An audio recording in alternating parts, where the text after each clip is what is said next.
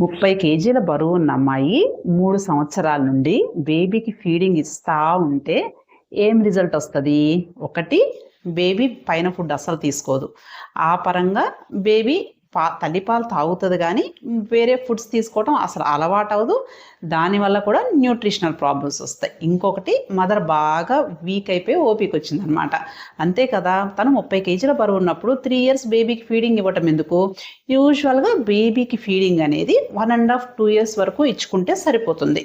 ఇంకా ఎక్కువ రోజులు ఇవ్వాలి అనుకునేది మీ పర్సనల్ చాయిస్. ఏంటి అంటే, మీరు హెల్దీగానే ఉన్నారు, మీరు ప్రాపర్గా డైట్ తీసుకుంటున్నారు అంటే బేబీకి ఎక్స్ట్రా ఇస్తానంటే ఇవ్వండి. అంతే తప్ప మీరు వీక్గా ఉన్నా కూడా బేబీకి పాలు అన్ని రోజులు ఇవ్వటం వల్ల ఇంకా వీక్ అయిపోతారు. బేబీకి కావాల్సిన న్యూట్రియంట్స్ ఇంకా కొన్ని అందవు కూడా, వాళ్ళు పైన ఫుడ్ తీసుకోవటం మానేస్తారు. ఇంకా ఆ ఏజ్ తర్వాత పాలు మానిపించడం ఇంకా కష్టం. సో పాలు అనేది బేబీకి యూజువల్గా 1.5 2 ఇయర్స్ వరకు ఇచ్చుకుంటే సరిపోతుంది. ఓకేనా? Thank you.